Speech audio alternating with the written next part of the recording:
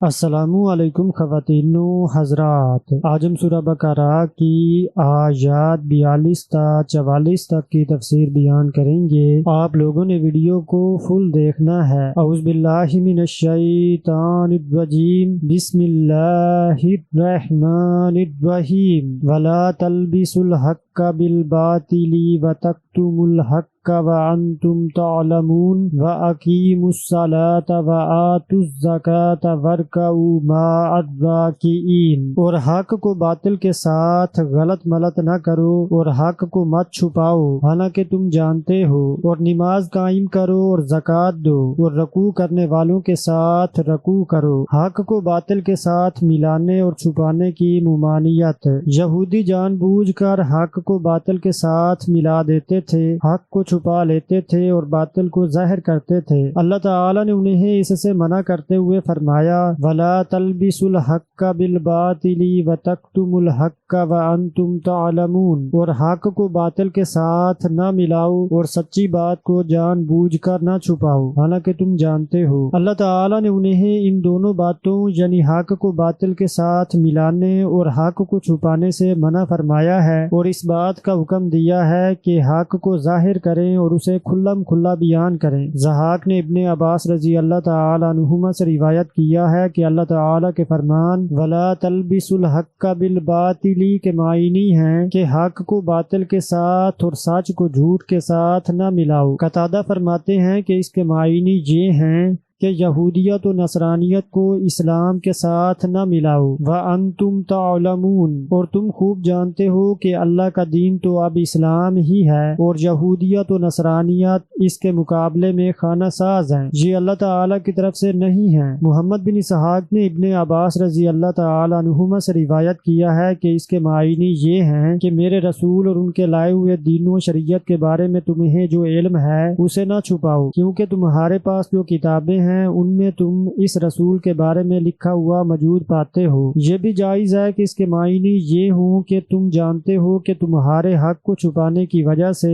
لوگوں کے لیے کس قدر عظیم نقصان ہے کہ اس طرح وہ ہدایت سے محروم ہو کر گمراہ ہو جائیں گے، پھر اس گمراہی کے نتیجے میں جہنم رسید ہوں گے، کیونکہ انہوں نے تو باطل کے اس راستے کو اختیار کیا ہوگا جس میں تم نے تھوڑی سی حق کی آمیزش بھی کر دی ہوگی تاکہ اس طرح تم اپنے باطل کو رواج دے سکو۔ بیان کا مطلب وضاحت کرنا ہے، اور اس کے برعکس کتمان حق کو چھپانا اور حق کو باطل کو غلط ملت کرنا ہے۔ مقاتل بیان کرتے ہیں کہ اللہ تعالی نے اہل کتاب سے جو یہ فرمایا ہے وَأَقِیمُوا الصَّلَاةَ، تو اس میں اللہ تعالی نے انہیں یہ حکم دیا ہے کہ وہ نبی صلی اللہ علیہ وآلہ وسلم کے ساتھ مل کر نماز ادا کریں، اور وَآتُوا الزَّکَاةَ میں انہیں یہ حکم دیا ہے کہ وہ زکوٰۃ دیں اور اسے نبی صلی اللہ علیہ وآلہ وسلم کی خدمت میں پہنچا دیں، اور وارکعوا مع الراکعین میں انہیں یہ حکم دیا ہے کہ امت محمدیہ کے لوگوں کے ساتھ مل کر وہ بھی اللہ تعالی کے سامنے جھکا کریں، یعنی یہ بھی امت محمدیہ کے لوگوں کے ساتھ اور انہی میں سے ہو جائیں۔ وارکعوا مع الراکعین کے یہ معنی بھی ہیں کہ اعمال صالحہ بجا لانے میں مومنوں کے ساتھ ہو جاؤ۔ ان اعمال میں سر فہرست نماز ہے۔ اس آیت سے بہت سے علماء نے یہ استدلال کیا ہے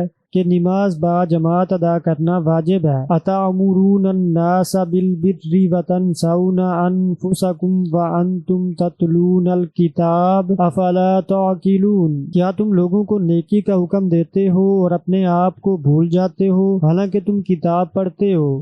پھر کیا تم عقل نہیں رکھتے؟ نیکی کا حکم دینے اور خود عمل نہ کرنے پر سرزنش۔ اللہ تعالی ارشاد فرماتا ہے کہ اے اہل کتاب، تم لوگوں کو تو نیکی کا حکم دیتے ہو اور یہ بڑی اچھی بات ہے، مگر تمہیں یہ بات کس طرح زیب دیتی ہے کہ تم اپنے آپ کو بھول جاتے ہو، لوگوں کو جس نیکی کے کرنے کا کہتے ہو اسے خود نہیں کرتے، حالانکہ تم کتاب پڑھتے ہو اور جانتے ہو کہ احکام الہی میں کوتاہی کرنے والے کے بارے میں اس میں کیا لکھا ہے۔ افلا تعقلون، یعنی کیا تم سمجھتے نہیں کہ تم اپنے ساتھ کیا کر رہے ہو، اس مدہوشی سے ہوش میں آؤ، اندھا پن چھوڑو اور بینا بنو۔ عبدالرزاق نے معمر کے واسطے سے قتادہ رحمۃ اللہ علیہ سے فرمانے باری تعالی اتعمرون الناس بالبر وتنسون انفسکم، کیا تم لوگوں کو نیکی کا حکم دیتے ہو اور اپنے آپ کو بھول جاتے ہو، کے بارے میں روایت کیا ہے کہ بنی اسرائیل لوگوں کو تو اللہ کی اطاعت، تقوی اور نیکی اختیار کرنے کا حکم دیتے تھے اور خود اس کی مخالفت کرتے تھے۔ اسی بات پر اللہ تعالی نے انہیں آر دلائی ہے۔ اس آیت کی تفسیر میں ابن جریج نے کہا ہے کہ اہل کتاب اور منافقین لوگوں کو تو نماز روزے کا حکم دیتے تھے مگر خود عمل نہیں کرتے تھے، تو اس پر اللہ تعالی نے انہیں آر دلائی ہے۔ لہٰذا جو شخص نیکی کا حکم دے اسے چاہیے کہ وہ سب سے پہلے خود اس پر عمل کرے۔ محمد بن اسحاق نے ابن عباس رضی اللہ تعالی عنہما سے روایت کیا ہے اتعمرون الناس بالبر وتنسون انفسکم، کیا تم لوگوں کو نیکی کا حکم دیتے ہو اور اپنے آپ کو بھول جاتے ہو، یعنی اپنے آپ کو چھوڑ دیتے ہو۔ وَأَنْتُمْ تَتْلُونَ الْكِتَابَ أَفَلَا تَعْقِلُونَ، حالانکہ تم کتاب تورات پڑھتے ہو، کیا تم سمجھتے نہیں؟ یعنی تمہارے پاس جو علم نبوت اور عہد و پیمان تورات کی صورت میں ہے اس کی وجہ سے لوگوں کو تو کفر سے روکتے ہو مگر اپنے آپ کو بھول جاتے ہو۔ تورات میں تو یہ بھی لکھا ہے کہ میں نے تم سے یہ عہد لیا تھا کہ تم میرے رسول کی تصدیق کرو گے، مگر تم نے میرے اس عہد کو توڑا ہے اور میری کتاب میں جو لکھا ہوا ہے اس کا انکار کر رہے ہو۔ الغرض اللہ تعالی نے ان کی اس روش کی وجہ سے ان کی مذمت کی ہے اور اپنے بارے میں جس غلطی کا ارتکاب کر رہے تھے اس پر متنبہ کیا ہے کہ وہ لوگوں کو تو نیکی کا حکم دیتے تھے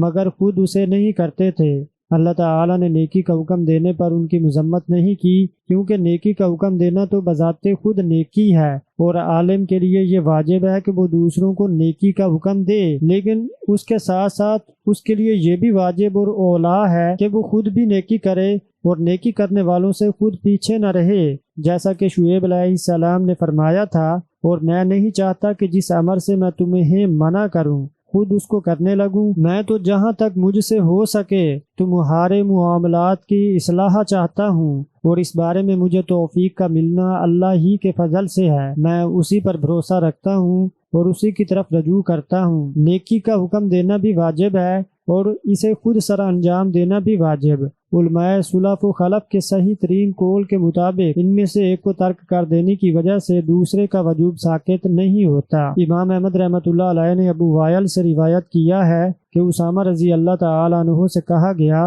کہ آپ حضرت عثمان رضی اللہ تعالی عنہ سے بات کیوں نہیں کرتے؟ انہوں نے فرمایا کہ تمہارا کیا خیال ہے کہ بات اسی صورت میں ہے جب میں تمہیں سنا کر کہوں، حالانکہ میں تو ان سے بات کرتا رہتا ہوں، لیکن میں یہ نہیں چاہتا کہ ایک کام کا آغاز مجھ سے ہو، اور نہ میں کسی کو یہ کہنا چاہتا ہوں کہ تو سب لوگوں سے بہتر ہے، خواہ وہ میرا امیر ہی کیوں نہ ہو، کیونکہ میں نے رسول اللہ صلی اللہ علیہ وآلہ وسلم کو ارشاد فرماتے ہوئے سنا ہے۔ لوگوں نے پوچھا کہ آپ نے کیا ارشاد سنا ہے؟ انہوں نے جواب دیا کہ میں نے آپ کو یہ ارشاد فرماتے ہوئے سنا ہے، ایک شخص کو قیامت کے دن لایا جائے گا اور اسے جہنم میں ڈال دیا جائے گا جس سے اس کی آنتیں باہر نکل آئیں گی، وہ جہنم میں ان کے ارد گرد چکر کھاتا رہے گا جس طرح گدھا چکی کے ارد گرد چکر کھاتا ہے۔ جہنمی اس کے گرد جمع ہو جائیں گے اور اس سے پوچھیں گے کہ تجھے کیا ہوا، کیا تو ہمیں نیکی کا حکم دیتا اور برائی سے منع نہ کرتا تھا؟ وہ جواب دے گا، ہاں میں تمہیں تو نیکی کا حکم دیتا تھا